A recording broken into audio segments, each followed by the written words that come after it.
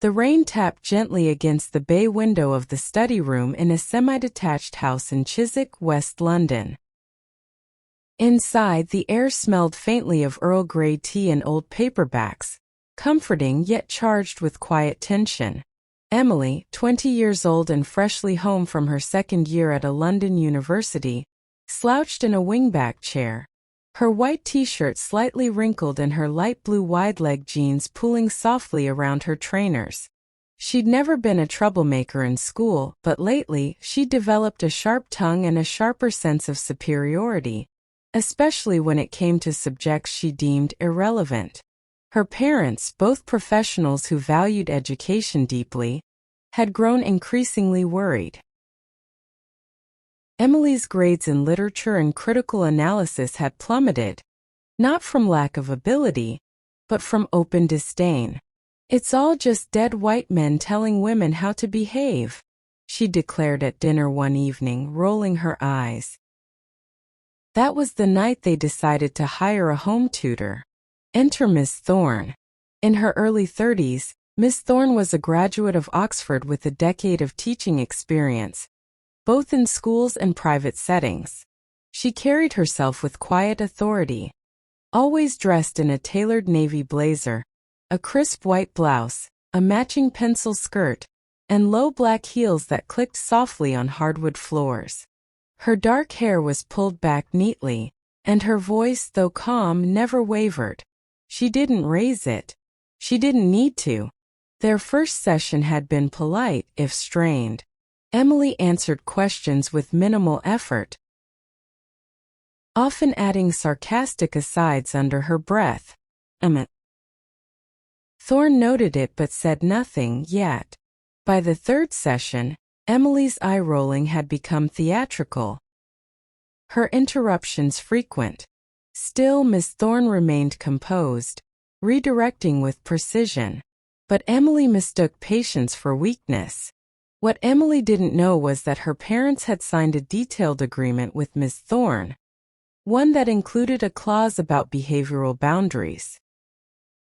If she becomes openly disrespectful, her mother had said during their initial meeting, "We trust your judgment." Miss Thorne had nodded. She'd used corrective discipline only twice in her career, but both times it had changed the student's trajectory. Now, as the fourth session began on a gray Thursday afternoon, the stage was set. Emily strolled into the study 10 minutes late, earbuds still in, tossing her canvas bag onto the antique oak desk with a thud that made Miss Thorne's teacup rattle. Without apology, she flopped into her chair and resumed scrolling through her phone. "Emily," Miss Thorne said evenly, "we're discussing Austen's use of irony in Pride and Prejudice. I'd like your thoughts on Elizabeth Bennet's refusal of Mr. Collins." Emily didn't look up. "Honestly, it's just rich people drama. Who cares if she said no to some creepy cousin? It's not like it matters now." Miss Thorne set down her pen. "It matters because it's one of the earliest literary portrayals of a woman asserting autonomy in a patriarchal society." Emily snorted. "Right. And you're still quoting it like it's gospel. Maybe if you lived in the 1800s it'd be impressive. But today? It's just old gossip dressed up as literature." A beat of silence. Miss Thorne's gaze remained steady. "Dismissing a text because it's old doesn't make you modern, Emily. It makes you uninformed." That stung.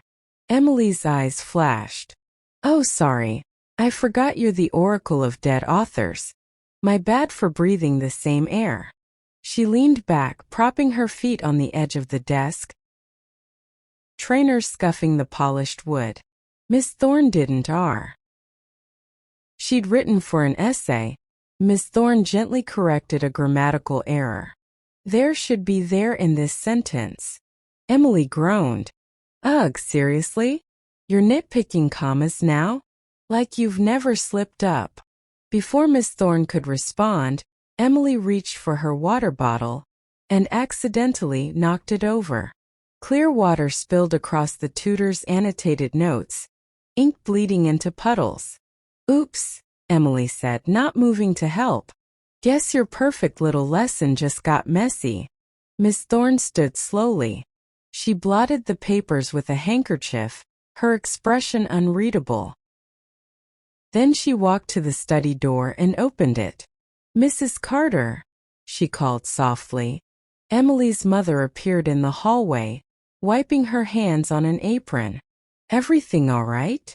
I'm afraid Emily has crossed a line, Miss Thorne said, her voice low but firm.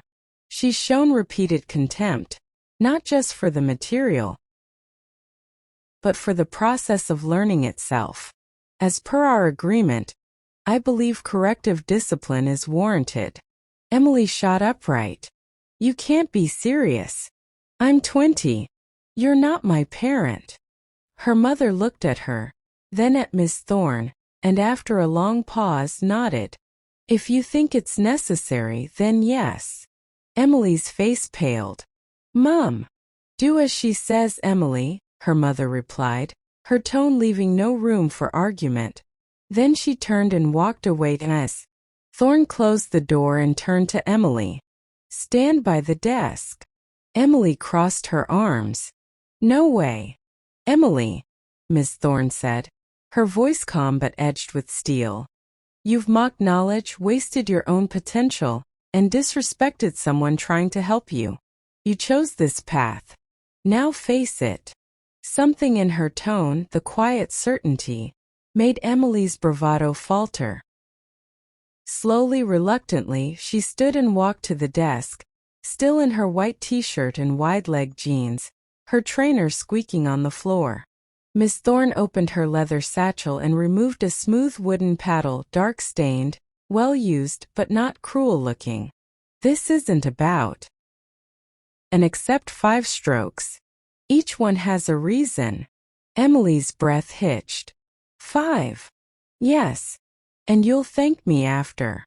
Trembling, Emily bent forward, her palms flat on the far side of the desk. Her wide-leg jeans stretched taut over her backside, offering little cushion against what was coming. The first stroke landed with a sharp thwack that echoed in the quiet room. Emily gasped, her fingers digging into the wood. That, Miss Thorne said clearly, is for mocking knowledge. Before she could brace, the second followed. Firm, precise, stinging through the denim. For wasting your own potential. Tears welled in Emily's eyes. She bit her lip, but a small whimper escaped. The third stroke landed squarely. For disrespecting someone who's trying to help you. Her shoulders shook. The fourth came slightly harder. For arrogance disguised as intelligence. By the fifth, Emily was crying quietly, her earlier defiance utterly dissolved. I'm sorry, she choked out before the final stroke even fell. Miss Thorne paused. Then gently, the last one is for the girl I know you can be, if you choose humility over pride. Thwack. Silence followed, broken only by Emily's shaky breathing. Miss Thorne set the paddle aside and placed a hand on Emily's shoulder. Stand up. Emily straightened slowly, wiping her eyes with the sleeve of her white t-shirt. Her cheeks were flushed, her expression raw but no longer defiant. I'm sorry, she whispered, voice thick. Miss Thorne nodded. I believe you. Now let's try that passage again. With an open mind this time. Emily didn't argue. She sat, pulled her notebook close and listened, really listened, as Miss Thorne explained Elizabeth Bennet's quiet rebellion not as gossip, but as a radical act of self-respect in a world that demanded obedience. The rest of the session passed in focused quiet. When it ended, Emily gathered her things without a word. But as she reached the door, she turned. Thank you, she said softly. Miss Thorne gave a small, approving smile. You're welcome. The following week, Emily arrived 10 minutes early. Same white t-shirt. Same wide-leg jeans. But her phone stayed in her bag. She asked questions. She took notes. She even brought a printed copy of a modern feminist essay to compare with Austen's themes. Miss Thorne didn't mention the paddle again. She didn't need to. It remained in her satchel, unseen, but its lesson woven into every respectful word, every thoughtful question, every moment Emily chose to engage rather than dismiss. Outside, the London rain had stopped. Sunlight broke through the clouds, glinting off the wet pavement, a quiet promise of clarity after the storm.